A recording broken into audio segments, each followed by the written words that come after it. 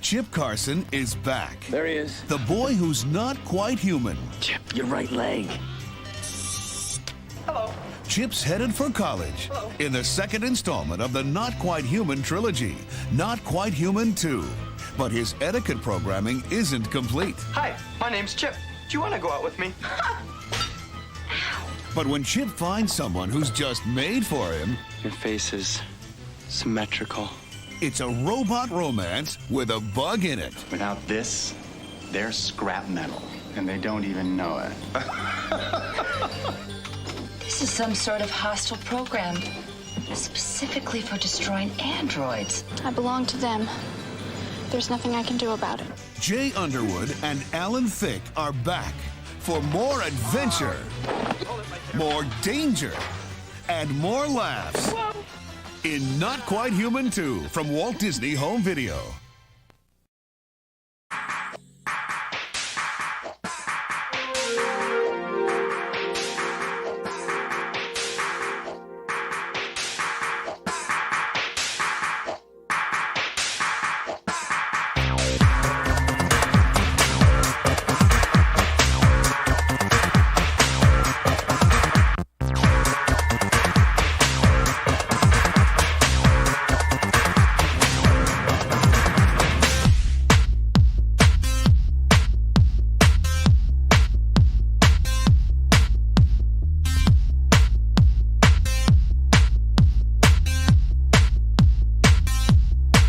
I got the hard drive on modulator and the tube gate on leaving flow.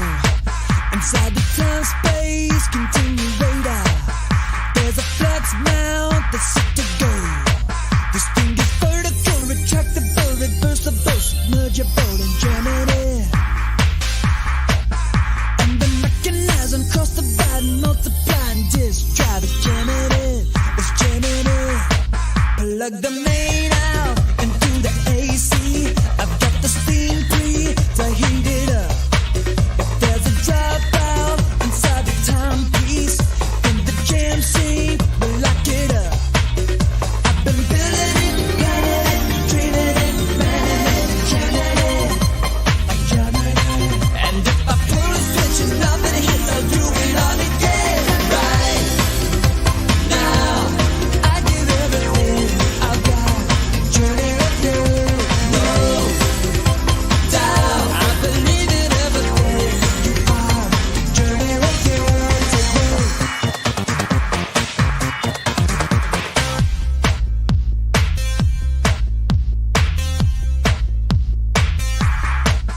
In the undergrid, we're getting shaky. The excitement is in the Woo! Hey guys, I'm so stoked. Good morning, good afternoon, maybe good evening if you're over in the UK. I am so excited. I have a very special guest waiting in the wings in our studio today, and that is Mr. Jay Underwood. And I just played a little clip of one of his earlier works before the show started. It was from Not Quite Human, his kind of Disney movie series. So anyways, guys, we're going to go about an hour with Jay. I have some questions that I already have kind of lined up to ask him, but I definitely want to encourage you guys to get in and ask any questions in the chat while we have Jay in the show. So we're going to bring him in shortly, and I will be giving away a couple cool prizes later in the show. You're going to have to know some Jay Underwood trivia, maybe some Fantastic Four trivia. He was in this, obviously he was in the Fantastic Four movie from 1994, but he's also in this Doomed documentary, and I have a sealed copy of that someone's going to win. And then from my own personal collection, I pulled out a 1978 copy of Fantastic Four Annual, which has the Human Torch on it. And I'll also give away a copy of X-Force Reloaded, which is our X-Men parody. So how I met Jay was interesting because I had watched his movies growing up, and I knew him from Uncle Buck. And I'm sure you folks have seen him on different shows. He's been on a lot of different things. And I support this ministry here locally in my town in Northern California. It's called Redwood Teen Challenge. And it's a great way for people that have are dealing with addiction issues to kind of get back on their feet, and they share the gospel with them, and these people come in, pretty much down and out, but they leave with a sense of hope. So I support this ministry, and they have a graduation ceremony every time the students go through the program. And I think a couple of years ago, I saw Jay. I was in this church service for this graduation, and I recognized this head in front of me. I said, this guy looks kind of familiar. And I said, that looks like Jay Underwood. And I didn't know that he was going to be there. And just a few minutes later, he goes up and gives kind of a short sermon before the service, the graduation service starts. And so there was a little barbecue get together later afterwards, and I got to briefly meet him.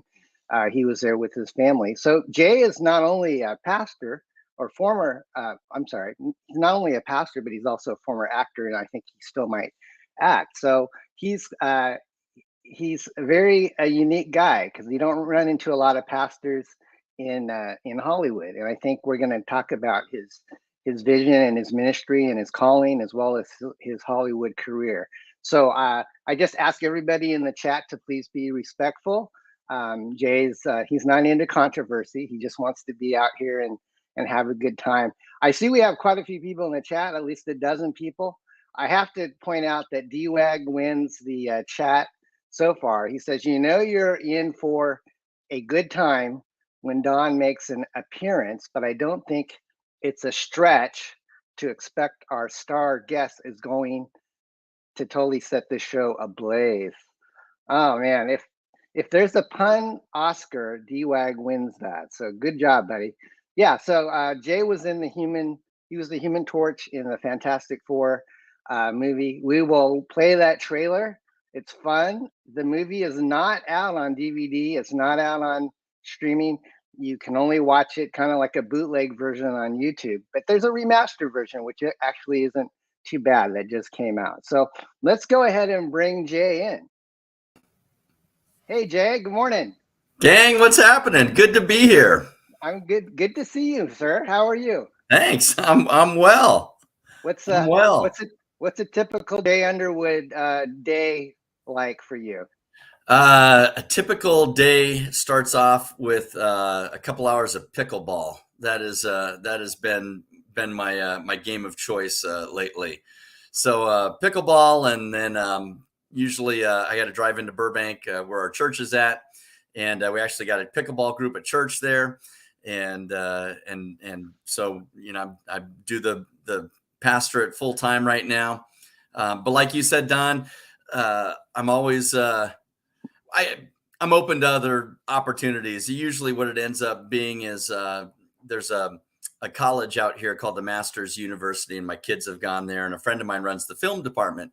And so whenever they make student shorts, or they've even made student feature length films, sometimes what he'll do is he wants working professionals to kind of join up with the students, so they kind of get to work alongside industry people. So I'll go and do student films for them. Yeah. And I love it. I love being able to pass on whatever to the next generation of filmmakers, or actors. So there's so many small degrees of separation between you and I. Even though I met you, you pastored in Weaverville, and my friend David Cox was the former sheriff there, and he said a lot of good things about you.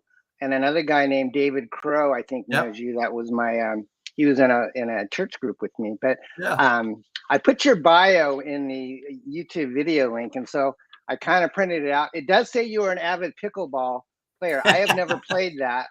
I kind of looked at it, and it looks like it's kind of like tennis, but with a bigger, like a wiffle ball, maybe. That's basically it. People say it's a cross between tennis and ping pong and badminton, or something like that. So yeah. To keep you in shape. You look like you're in lean and trim and energetic. I spent a lot of time behind a desk, so it would I've got to work at it to stay healthy. Yeah. Well, you're what do you like to kind of power up with for breakfast? I had a bowl of Cheerios with some banana this morning. Ooh, that's some coffee good. With some butter in it. I put butter in my coffee today. This is coffee time with Don. So, yeah, I mean, I love like full on breakfast, but man, I can't eat that stuff, eggs and bacon and hash browns and all that stuff. So I try to have that once in a while, but normally I have some kind of protein power shake, and Yeah, get going. you're looking good. You're looking good, Jay. So let's see. How did you meet your wife, Julie? She's been kind of my liaison to get through to you. Sure. Julie and I met, let's see, we've been married, it'll be 30 years next year. And we met at valet parking at a club in Hollywood. Really? So That's there too you go. cool. Yep. I was hanging out with my friends and she was hanging out with her friends, waiting for our cars and just laughing and being silly and stuff. And kind of noticed her. And I think it's funny because you showed the clip from Not Quite Human 2. And I thought, man, that's a product of the 80s, huh? I mean, just looking at that short clip. And I think one of her friends recognized me from that, from the Not Quite Human stuff. And she had moved out to Los Angeles to go to film school. Yeah, thanks on the 30 years, right on.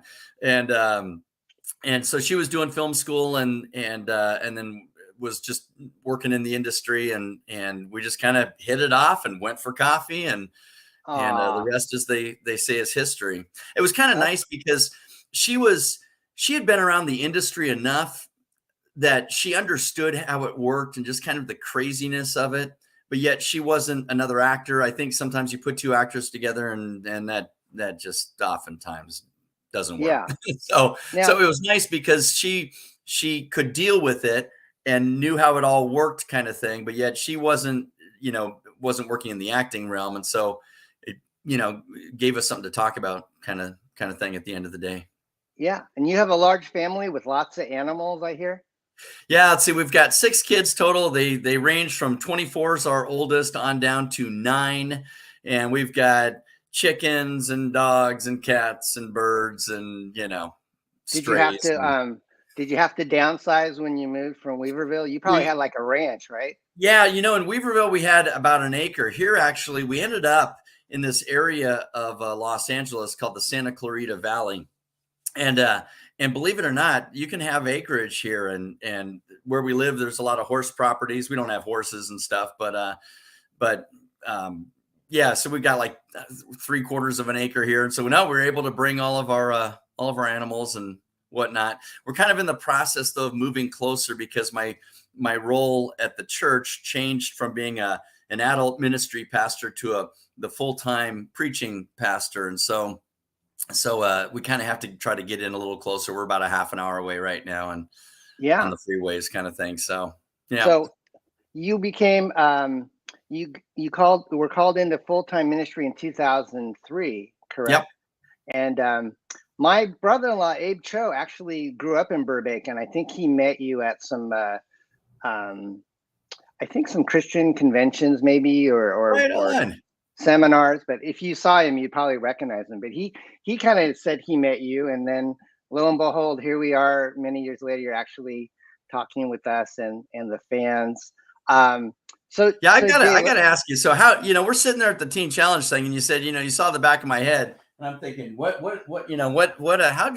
you put that one together? You turned a little bit. I'm looking at Johnny Storm there with the blonde hair. Yeah, I was tempted in my nerd self to go run home and try to find something for you to autograph because I knew you were going to be probably at the little luncheon, but I refrained and kept my inner nerd in check. But I've seen you do shows even in Weaverville. You did a little Comic Con, right? And yeah, that's right. Headshots and stuff. Yeah, it was cool.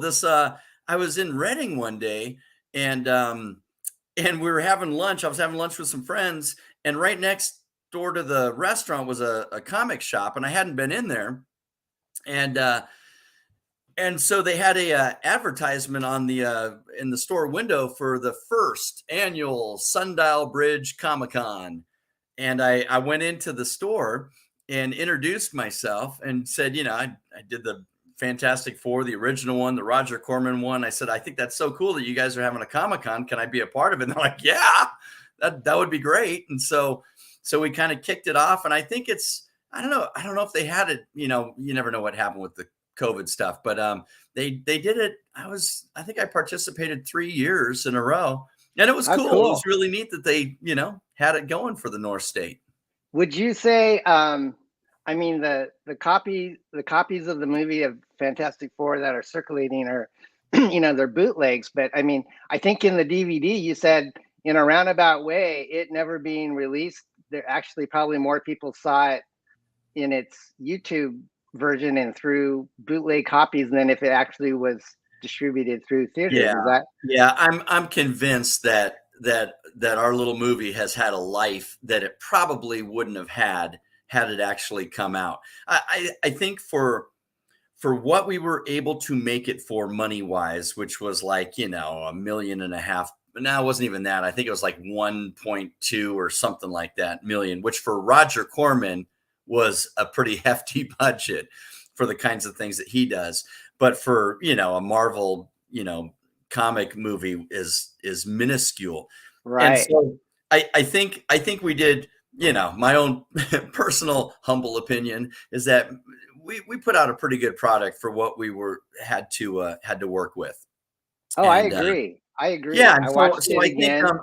and I think that's one of the comments that we've heard from a lot of the fans out there was so far even when you put it up against the big budget versions, the other three, that that it really is the one that stays closest to the comic book, maintains just a Absolutely. certain integrity of the story and the characters. Absolutely. And I Yeah. think that's what we kind of were going for. We knew we weren't going to have the money for the effects, so we went for the other stuff. And but yeah, I think if it had come out, you know, I don't know that it would have done any great shakes business wise, that kind of thing, and it probably would have just kind of gone by the wayside. But because it didn't come out, it created this great Hollywood lore story that here we are almost 30 years after making it, and we're still talking about it. Yeah. I watched Doomed over the weekend, and one of the actors in it said it would be so great to release a DVD set with the original that you guys did and maybe some enhanced CGI to kind of Yeah. see what it would have looked like with modern day special effects. But I'd have to say, in the movie, Jay, your character probably gets the lion's share of the special effects budget in that movie. Yeah, you know, it's interesting. Well, what you're just saying about what we'd like to see happen with it, I think that's always been all of our desire as actors, and for Oli Sasson, the director of it, was that you make a movie. Well, what's the reason you make a movie? For people to see it, and that's always been just our giant wish. There is just that they would do something with it. Let Yes. it out. Let it have its light of day. Even if it was to put it on with one of the other movies as a special on the DVD or whatever, Right. you know. Right. But just let it be seen. I think originally when Avi Arad was there at Marvel, he didn't want it to see the light of day. They didn't want it to take away anything from their, you know, their big budget properties. But it's at the point where that's, you know, I don't think it's going to have any, you know, negative effect. I think it would only be a positive thing. Now, here's one other funny thing about that I think is great. And he said it in some different interviews. Joseph Culp, who plays Dr. Doom in the movie, he when we do interviews and Comic-Cons together, he'll tell people, he'll say, here's the problem, and here's his take on why the other three have, for all intents and purposes, bombed. You know, they haven't done the business of any of the other Marvel properties. And he said it's because it's the curse of the Fantastic Four, and the fact that Marvel has not paid proper homage to the original, and therefore until they do that, they can count on not having anything ever be of you know, a big true. deal for the Fantastic Four movies. It could be. So we have a few comments. People remember you from The Boy That Could Fly. Yeah, I saw that. Someone said that was a favorite of the teachers back in the day. Put it on for the kids. But Abominable Grizzly, with his always snarkiness, he said, "My cousin told me there was no sequel to The Boy Who Could Fly because after he flew, he failed to follow FAA regulations and was grounded." People used to ask me, they'd say, where does he go at the end? I said, the Bahamas, something like that. He's like, I need a break. I'm getting out of here. Awesome. So Jay, let's take a look at your trailers. All right, can we watch the Fantastic Four trailer real quick? Sure. All right, guys, enjoy. This is kind of a remastered trailer in HD with Jay and his fellow actors from back in the 90s.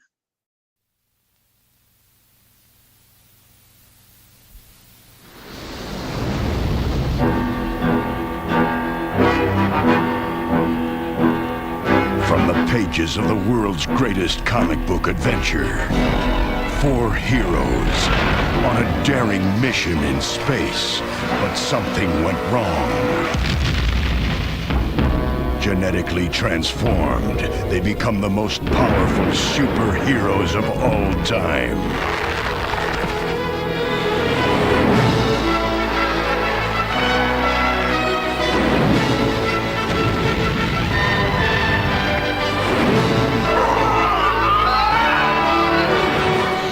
Forces of evil are out to destroy their cosmic power. Find them! And to survive, they must utilize all their strength.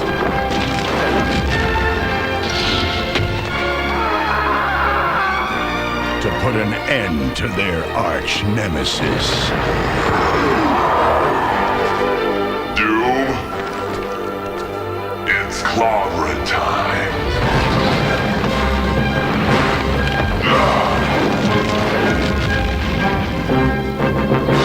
The Fantastic Four.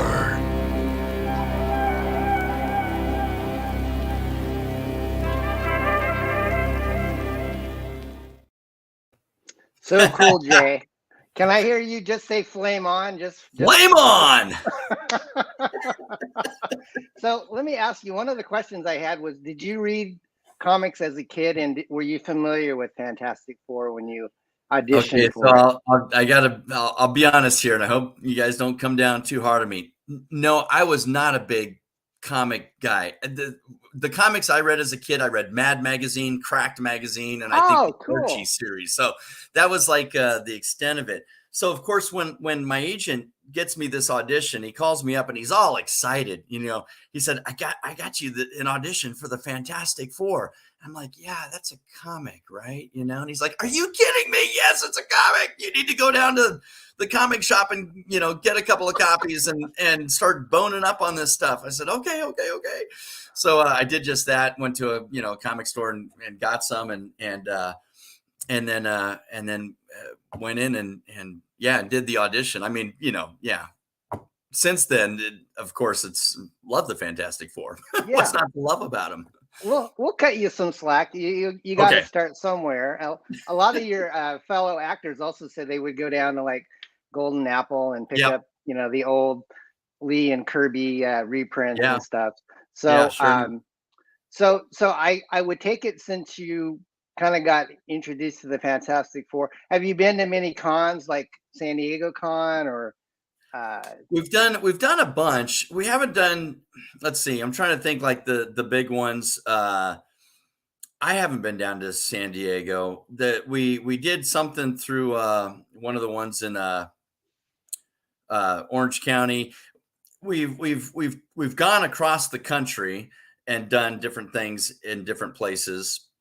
I was trying to think, St. Louis, we went to one there, and I was trying to think of the ones that we've all gone to. What's happened is we've all done things individually, and then every now and again somebody will try to get us all together.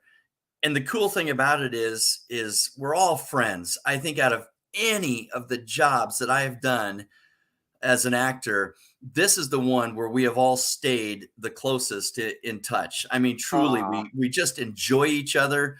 We stay in touch through email. Usually Rebecca Staub is great about always finding the latest article that has some mentioning of the Fantastic Four.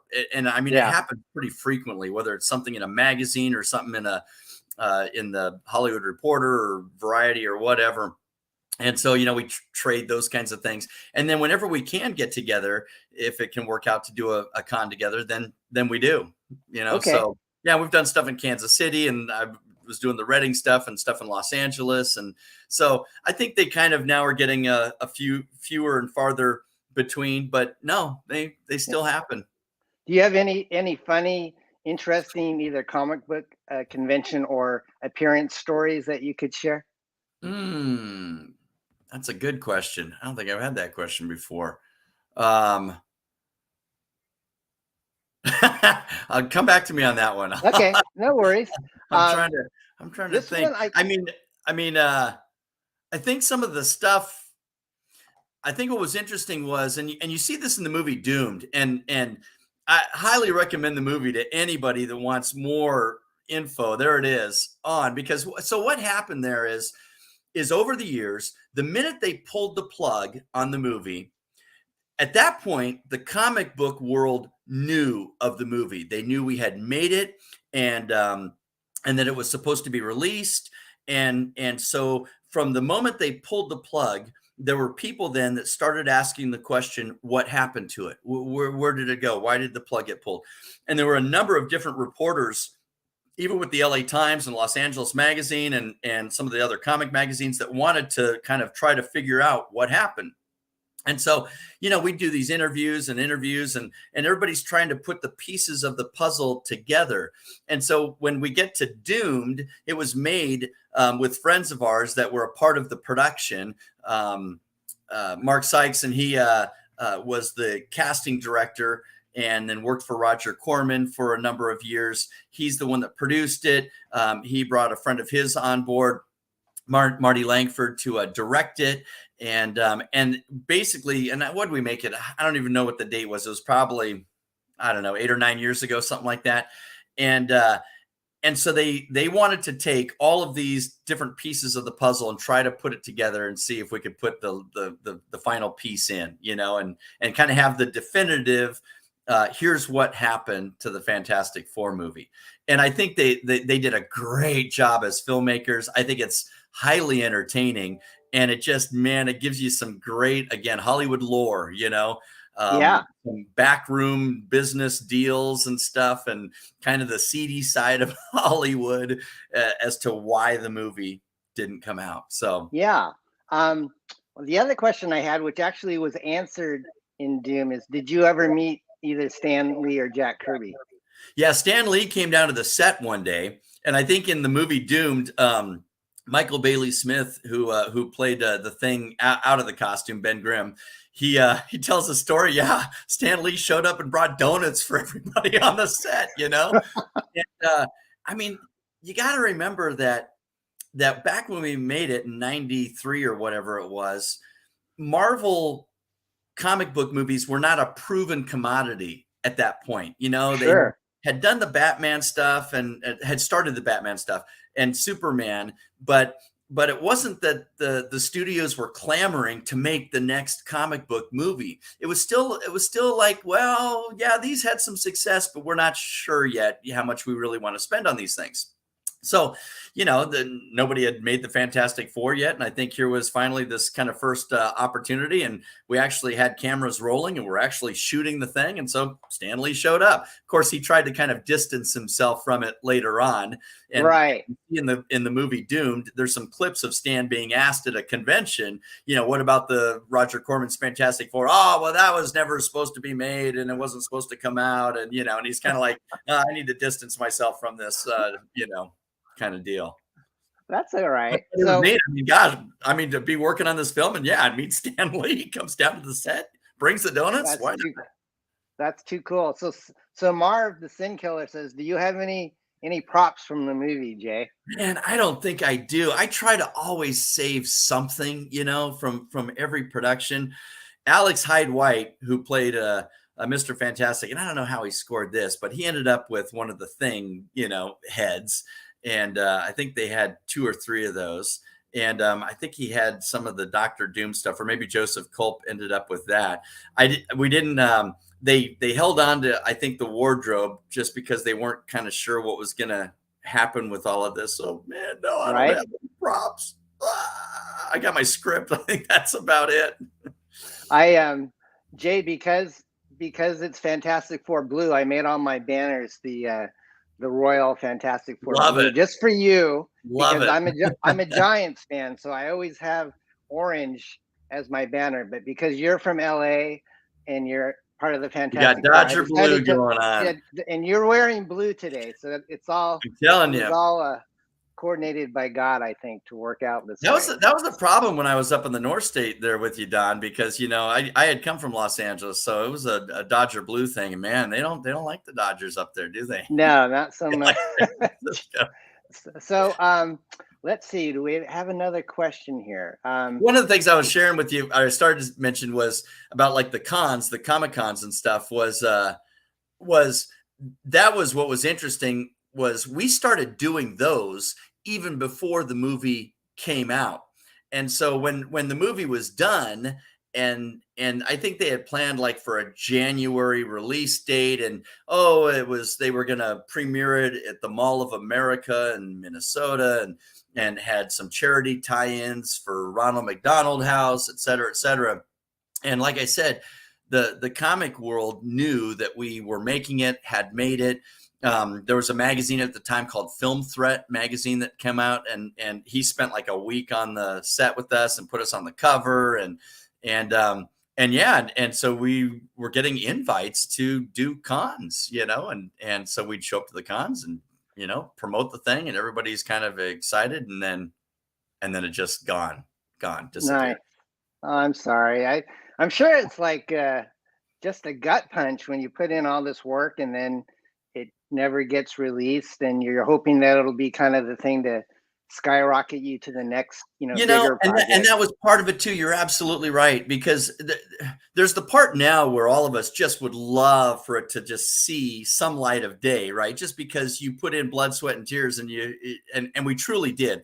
Everybody working on this truly cared about the movie. We cared about making the best movie we could, again, for the money that we had, kind of thing. And so it was just like a gut punch, because at the same time, we knew that there would be a certain amount of publicity and hype surrounding it, if only from the comic world, right? That they knew it was coming out. And so we thought, hey, if we do our best, this could be certainly some kind of stepping stone for all of us.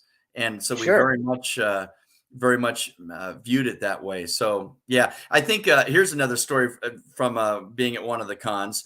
I was invited to go to a con in Stockton, and I went up there, and that was the first time that I saw a bootleg copy of it. And I'm just walking around the con and looking at stuff, and boom, there it is, and somebody's got it, as a DVD up there. I'm like, whoa,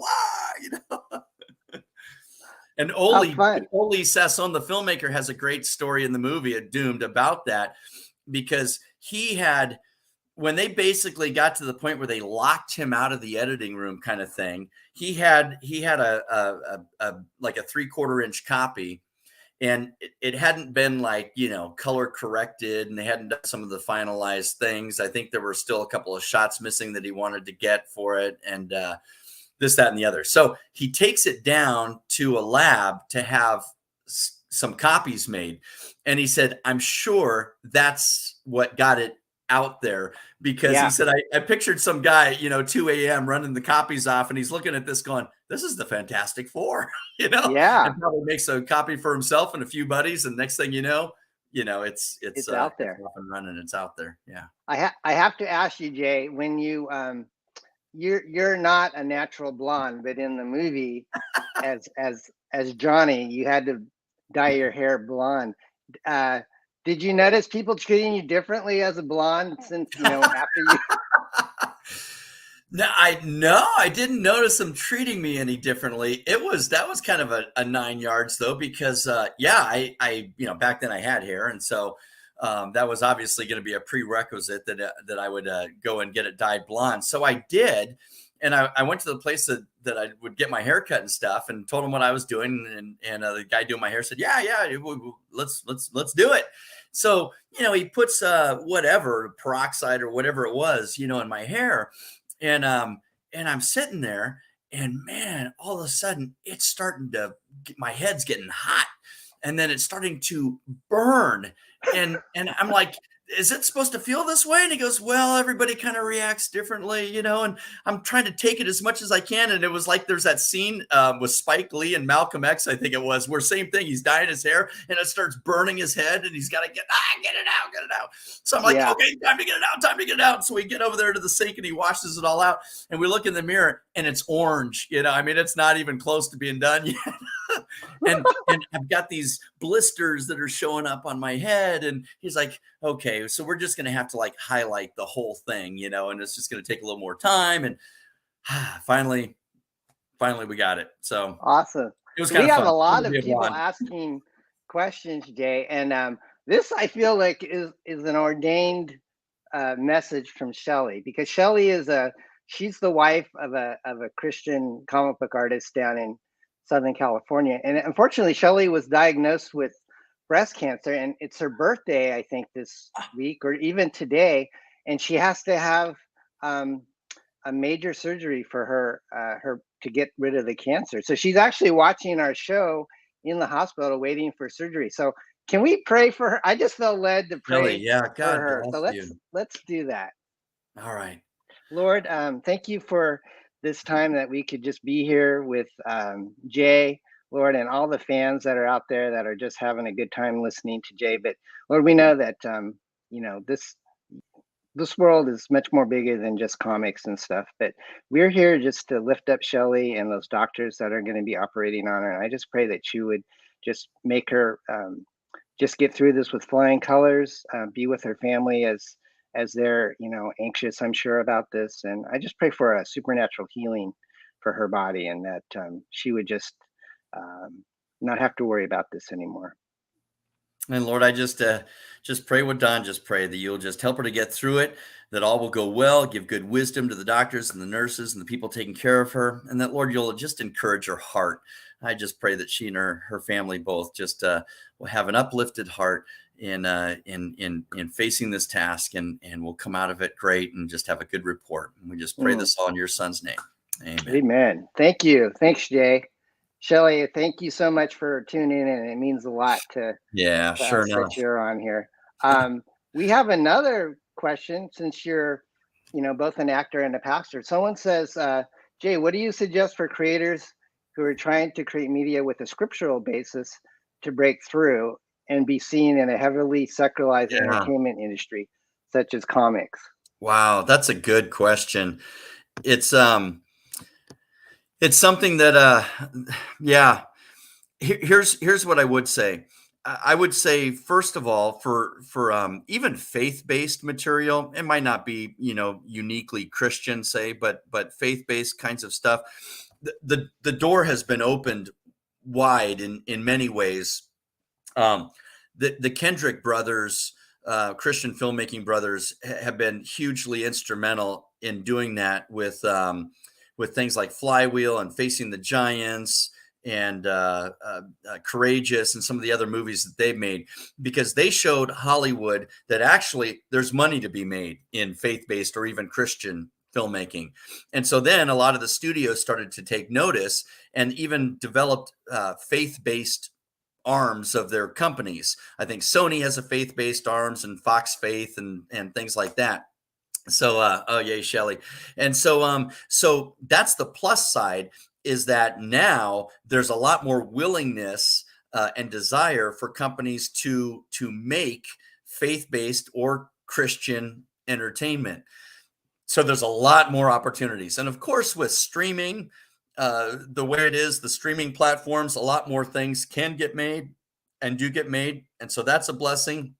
Now, how it is that one goes about actually getting their projects made, I think that's been kind of like one of the age-old questions. And there's no actual answer. Some people just take it upon themselves to make their movie. They finance it themselves, they shoot it themselves, they do everything, and then they can shop it around and kind of see if there's somebody that would pick it up. There's PureFlix, and PureFlix, the company, came out and then was bought by, I believe, Sony. And they've kind of rebranded it a little bit. I don't even know if it might still be called PureFlix, but some friends of mine have made their own movies and then have shopped it to PureFlix to see if they just want to buy it. Sometimes they'll buy things in order to make as original programming themselves. So I think you just have to try to find out who these people are and the companies are, and that's where I'm a little bit removed from it in the position that I'm in now, mostly as a pastor, where I kind of keep my my toes, in the industry a little bit, but not to the point where I can say, oh yeah, you need to go to this company or that company or what have you. But I think, again, the plus is that these avenues are open to Christian and faith-based filmmakers. And should there be, comic book stuff made along those lines? Yeah, absolutely. Do it, my friend. Thanks. Yeah, we have a lot of people that are Christians in this this movement called Comicsgate, and we're kind of going against the trend, because if you go to newsstands now or comic book stores, they're really pushing the LGBTQ agenda. You've got Superboy gay, and it's just I know it's like it's nothing. The boundaries are definitely being pushed, and so it's a hot topic, but let's not get into that right now. So Jay, we wanted to when did you and you said you felt the calling to go into ministry back in 2003, but when were you raised, like in a Christian home, or I was raised in a home where we went to church regularly, and I was a part of youth groups and all of those things. And then I had moved to Minneapolis, Minnesota, to go to a performing. Well, I started doing theater around the Bay Area, San Francisco Bay Area, where I grew up. I grew up in Hayward. Oh, I didn't know that.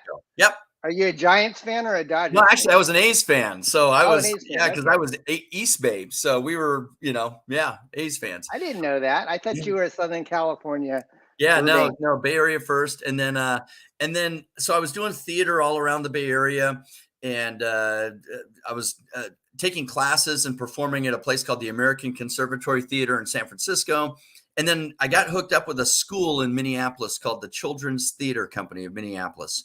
And I went out there for high school. They had a performing arts high school. And while I was there, all the kids had agents, because they made a lot of commercials and a lot of industrial kind of films there. And all these kids were working and making money doing it. And every now and again, if Hollywood wanted to kind of do a casting search and find, new faces, new talent, that kind of thing, and they used to go around to different cities, and Minneapolis was one of the ones that they would stop at and do auditions. And so I would get auditions for things, and finally, boom, one hit. And it was a movie that I did. It was my first movie called Desert Bloom. And it was kind of cool film. It was with John Voight and JoBeth Williams, Ellen Barkin, a new gal named Annabeth Gish, who's gone on and had a really, really good career. And then The Boy Who Could Fly, which we talked about earlier, was the second one that I also auditioned for in Minneapolis, and then got that role. How old were you then? So let's see, I was 16 when 15 when I got Desert Bloom, I think, and 16 when I did The Boy Who Could Fly.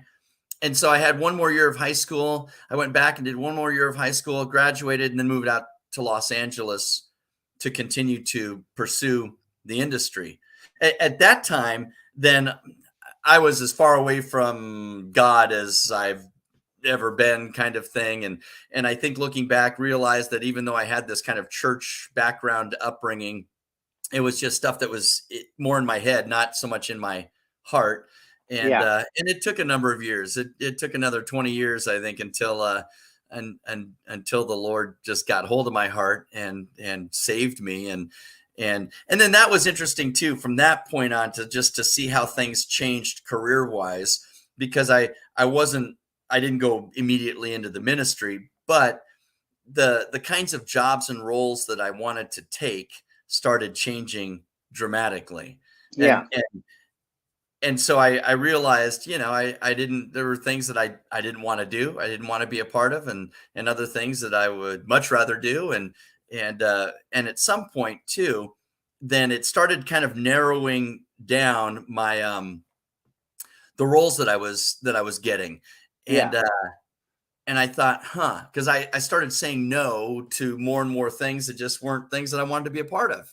Yeah. And I thought, well, I don't know where this is all going, Lord. I remember having these conversations with him, like, because if I keep saying no, at some point, it seems I'm going to be out of a job, or my agents are going to lose interest or something like that.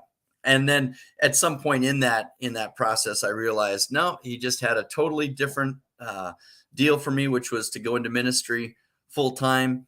And I went down that direction. And then once I did, and then got my first church up in Weaverville, up near where Don's at in the North State, then I thought, well, how, so what was this whole life as an actor kind of about? And how was that going to be used, in terms of what I'm doing now? And you know what? I started to see all kinds of ways that the Lord used that. As a preacher, you're up there and you're preaching the Bible, and part of that is telling stories and storytelling. And Jesus used, parables to communicate biblical truth. And so I thought, well, yeah, I could see already how that was helping me in the pulpit. And even as an actor, you're always wondering, what makes people tick, and to be able to portray different characters. And so same thing there. And so I started to see how being an actor now was translating into this newfound career of being a pastor. Somebody was asking about Kirk Cameron. I've met Kirk before, but not as a believer. I met him back in the days when I was in Hollywood doing stuff. And same with Alan Thicke. I think when I knew Alan, I don't know that Kirk had really come out as a Christian yet. But it's interesting because at my seminary in Los Angeles, Kirk would be invited to come in and talk in the evangelism and apologetics classes. So that was kind of cool. But I think awesome. It's neat. I think it's neat the way that Kirk's life has gone and what he's done with that. But then I have these moments where even up in Weaverville or down here, I love to be involved with other actors I directed a lot of school plays for the schools up there or even plays in the community. And what's cool there is people know me as Pastor Jay. And so that's kind of neat that when while I'm directing them and stuff, if it gets to the point where they decide they want to talk spiritual things or show up at a church, then oftentimes they'll come in and join up at the church. So that's cool. We have a baseball. I got to answer this one. Who's your favorite A's player? So back in the day, because I grew up in the early 70s, so I love the A's back in the when they were winning World Series with people like Reggie Jackson and Vida Blue and I would say Raleigh Fingers, hands down, is my all-time favorite with the handlebar mustache. And I remember going to see him pitch, and I just always thought, and I got to meet him later on in life it was like a celebrity car rally in Las Vegas. And that was one of the coolest moments, getting to meet Raleigh Fingers and get my picture taken with him. Thanks for asking. So Jay, I don't know where you were at spiritually when you were cast as Bug and Uncle Buck, but I have to say, for the most part, up to that point, you were pretty much, kind of a Disney kid, and you were doing these kind of wholesome. And now you're like this really despicable, lecherous teenager. How did you get cast in that movie? That's a great question. And you're right, because I would always say the same thing. I always got cast as kind of the nice guy next door, and so Uncle Buck came up, and for those out there listening, I played his niece's boyfriend, Bug, who John Candy locks in the trunk of the car and hits me in the head with a golf ball and has my hands and mouth all duct taped up. And so here was the deal. So I get the script and I read it, and originally Bug was written as a punk rocker. And I thought, and I think the only reason I got the audition was because I actually was with the same agency that John Candy was with. And so they were willing to see me. And I thought, if I go in there as just Jay. There's no way I'm getting this part. So I had friends that had been punk rockers and stuff that I went to school with that had moved to Los Angeles. And so I called up this one friend. I said, do you still have any of your punk rock stuff? He goes, oh yeah, I got it all. I'll bring it to you. And another friend of mine, I said, I need makeup and hair, to transform me into this, some punk rock kind of character. And so my friends all helped me out, did my hair, did makeup, did wardrobe. And I went into the audition playing the part. So it's like from the time I walked into the office, even with the secretary and stuff, I just was playing this punk rocker part, my version of Bug. And I just didn't let up. I didn't want them to see anything of Jay because I thought I'm gonna totally blow it. And so I got a call back, and my callback now is with, I miss John Candy too. My callback is with Candy and John Hughes. And so, and I was huge John Candy fan, huge John Hughes fan. And so this is like a dream come true. Even if I don't get the part, this is the coolest audition I've ever had. So same thing. I go back in, head to toe and all my get up. And I thought same thing. I got to just play the part the whole way through. And so, we're doing small talk, and I had these weird necklaces on, and John Candy's like, wow, so what's that thing around your neck? It looks like it's like a jaw of some animal or something. I'm like, yeah, man, jaw of a rat, dude. And he's like, oh, wow. So I get the part. And everybody's shocked. I think even my agents were shocked that I got the part. And so they fly me out to Chicago where we're filming, and they bring me out there for like a week of rehearsals before they started shooting. And John Hughes pulls me aside, and he said, the punk rock stuff is just, when I wrote this, it was still, in full flame, and he said, now it's kind of changing a bit. And anyone that likes John Hughes or knows his movies, man, that guy had he understood where the youth of the day were, and he understood what these different trends were and fads and people groups and whatnot. And he said, so we're going to kind of change him a little bit. And he said, what I've been seeing lately is there's this kind of bohemian kind of deal out there. Like he says with, I'm thinking the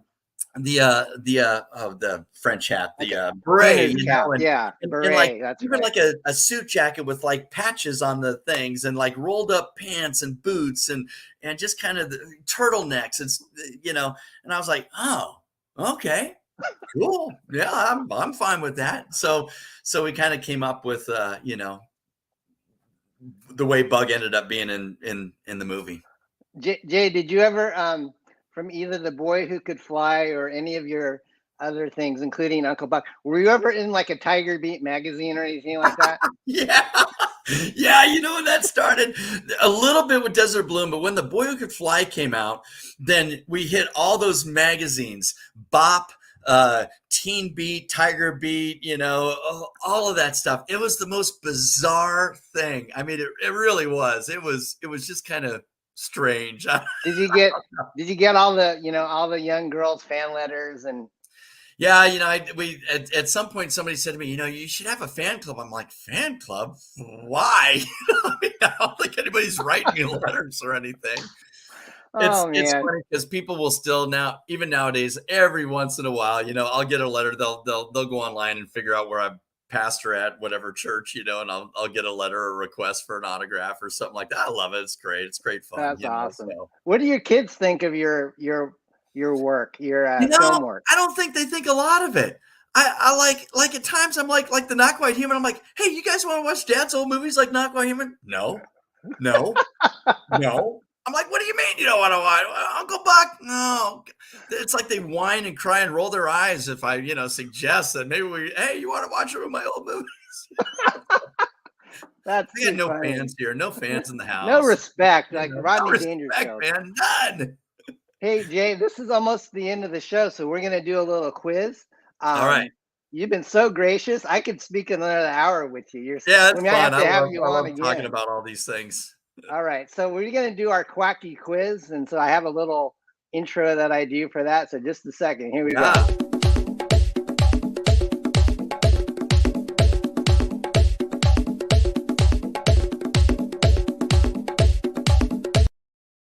Oh, that's stinking funny, God. Thank you. Hey, Jay, would it be too much to ask for you to send an autographed photo to whoever wins this too? Oh yeah, no problem. I'll do as many as you want. So Oh, okay. Thanks, Jay. yeah, Well, I got some I'll great hit you up Fantastic for Four that. shots. Yep. So guys, this is a copy of the documentary on the Fantastic Four movie that Jay was in. It came out, I think, around 2015. Okay. It's on YouTube too, but this is a much higher def version of it, and you can watch both the Fantastic Four movie and this, and I think you'll have a greater appreciation for what Jay and his fellow actors and the whole crew that made this movie went through. So we're going to give away this, and then Jay graciously will also send. Sure. I'll do 2 photo drawings too. Is that all Okay. right, Jay? For Yeah. whoever wins this, and then the comic book. So Sure. here's the quiz question for you folks that are out there in cyberspace. Whoever answers the question right first in the chat will be the one that wins this. So here is the question. Let's see here. Quiz for Doomed. All right. So prior to Fantastic Four #1, my nerds and nerdesses, what comic book featured the Human Torch's first appearance? Huh. Do you know this, Jay? Good. No, I'm going to be honest. I don't. It's a very highly That's a great coveted question. comic book. It came out way before the 1960s Fantastic Four. But were you aware there was an earlier Human Torch before the? I don't know that I was, to be honest. Oh, really? Okay, that's all right. Let's see if anyone's taken a guess. No one yet, guys. It's almost like a holy grail. Uh-oh, Apex. Well, Pop said Timely Comics 39. I don't think that's the answer I was looking for. I was looking for Marvel Comics #1 from, well, then Pop says Timely Comics. I think Timely published it. So we might have to have a duel between Pops and Apex for the rights to this. Because what I had as the answer, Jay, was Marvel Comics #1, 1939. I mean, this is probably like very limited amounts of these comics exist. It's got, I think, the Human Torch and maybe the Submariner in it back in the day. Okay. But this is like $1 million comic book out there. I will have to say I'll have to give it to Apex, Pops. I'm sorry, you will have another chance to win something, but I think Apex gave me the answer I was looking for. And Aaron, you came in a close second. But well, wait a second, Hojo. Oh man, I think Hojo is the winner. He came in at 957 right before Apex. So Hojo, you are the winner. Congratulations. All right. Awesome, Hojo. All right. So let's do the second question. And I'm gonna end the show with some Jay. I have a clip from Uncle Buck. I didn't really want to play it during the show because I was afraid YouTube might shut me down, because when you play too long of a clip, they'll shut your show down. Oh, that's my cracky quiz timer. Let's see. So the next question, guys, and you're gonna win a vintage copy. I'd say it's like near mint condition of Fantastic Four, annual number 13. This is from 1978. And then our own comic book. Jay, I'm going to send you some of our comic books too, just for being such a good guy. Neat. I think I have your address where your church is. So I'll send it to your church. Is that all right? Yeah, I'll trade you the address and all that stuff. Okay. So here we go, guys. Here's the question for the comic books, and also another nice signed photo of Jay. I know the answer to that one. You know the answer to this one. You guys have to be Star Trek fans. I know some of you guys are. You know, there's a Star Wars, Star Trek division, but Jay was in season 6 of Voyager, and it was an awesome episode. And so you'll have to either Google this, or if you know it off the top of your head, I will give it out to you, whoever either answers the name of the episode or who Jay's character's name was. You know what was interesting about that was I was more of a Star Wars guy. And probably still am. But when I did this episode of Star Trek, man, I was amazed at some of the things that are out there. In other words, somebody sent me to sign, to autograph. They sent me a trading card. It was my own trading card. I mean, that there's, so I think everybody who's ever been on an episode of anything Star Trek, then, there's this one company and they put out trading cards, and sure enough, there's my character and it's got all the stats about my character. And I thought, oh my word, I've never had a trading card. How cool is that? We have a lot of answers, and they're all right. But according there it is. That is correct. Yeah, the Good Shepherd. How cool is that? Is that you became a pastor after filming that? The Good Shepherd, and I played Mortimer Heron, and it was an episode where Janeway has 3 people on her crew that she realizes she knows nothing about, and so she takes them on an away mission to kind of get to know them. And my agent was totally bummed that I was a Starfleet guy versus some kind of alien. He said, because if those that get cast as aliens, you end up being in the makeup chair for so long, you just make all kinds of overtime, So he's like, man, you're just a Star Trek guy. But here's the cool story about that. I'll tell you one quick story. And that is, you have your communicator on your uniform. And so I'm curious what it's going to look like. I mean, it's just a hunk of plastic. I mean, it's just like cheapo plastic with a little piece of Velcro, and it was interesting when you're filming on the set, because you're using a tricorder and you're using all these cool props, and the prop guys know that, man, these things like to disappear and end up on eBay. So they're like right there. And the minute they say cut, they're like, okay, thank you very much. And they take it out of your hands. And I said to the wardrobe guy at the very end of shooting, I said, now, I don't suppose I could keep my communicator. And he goes, oh, really not supposed to. But, and he and I had a nice relationship the week that we were filming. And he said, but if I was to come back into your trailer and it happened to be missing, I would just assume that it fell off somewhere. He basically was giving me the wink, wink, saying, go ahead. So that's the one cool prop. Going back to the prop thing, I have my communicator to this day from Star Trek, a little hunk of plastic with the Velcro. My wife, she's a huge Star Trek fan, and Voyager is by far her favorite reincarnation of that show. You were like way lower deck. You were like level 15. Down on the bottom, man. Just likes to be alone. And it was cool because my wife and youngest son, Jack, he was like 4 or something.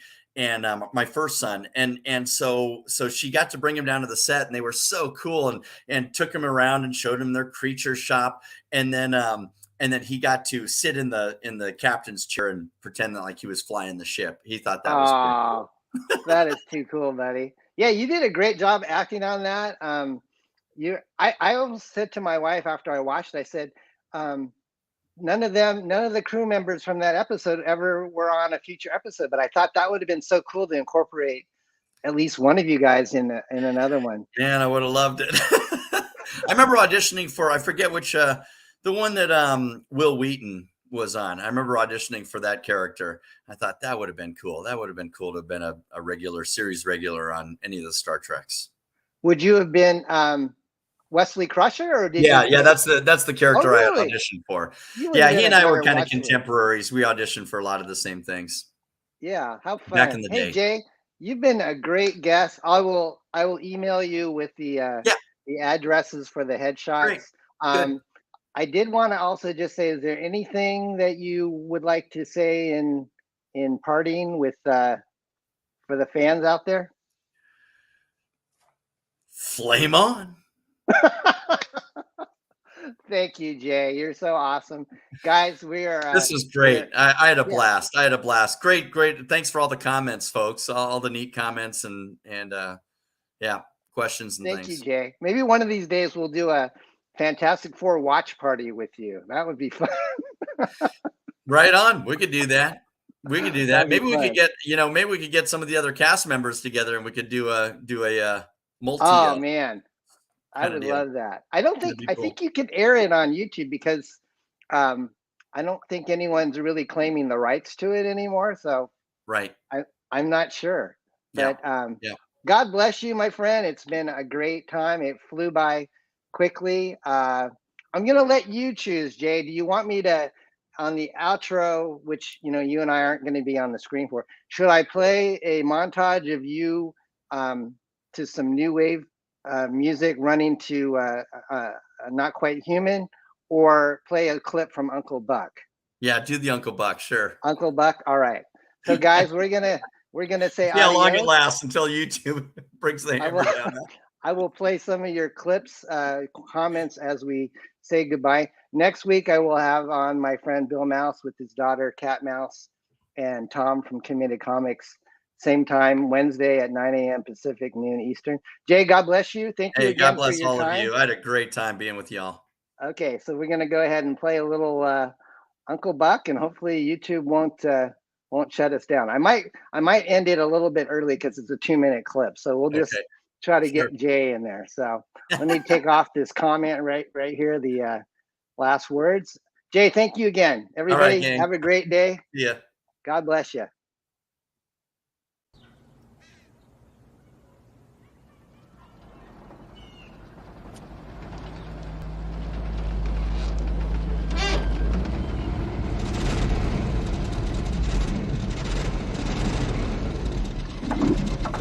Cover your ears.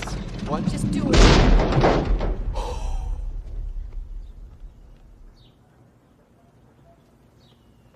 Do you know how whipped an engine has to be to blow that loud?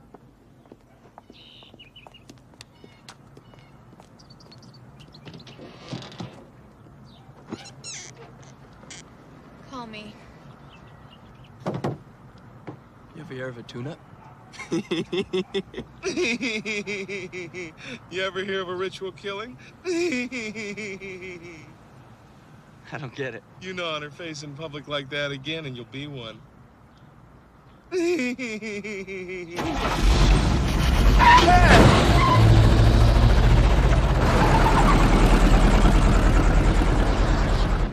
Are you crazy? I can be. You could have taken his head off. Yeah, but what'd he notice? Can we get something straight? The guy's a predator and you're his prey. Oh, really? You bet. And how do you know? When I was his age, I was the guy zooming the girls like you. Pretty face, big chip on your shoulder. I recommend that you stay out of my personal life. Do your parents stay out of your personal life? They don't know my personal life. Have they met Twiddledink? His name is Bug. First or last? First. What's his last name? Spray? You should talk, Buck.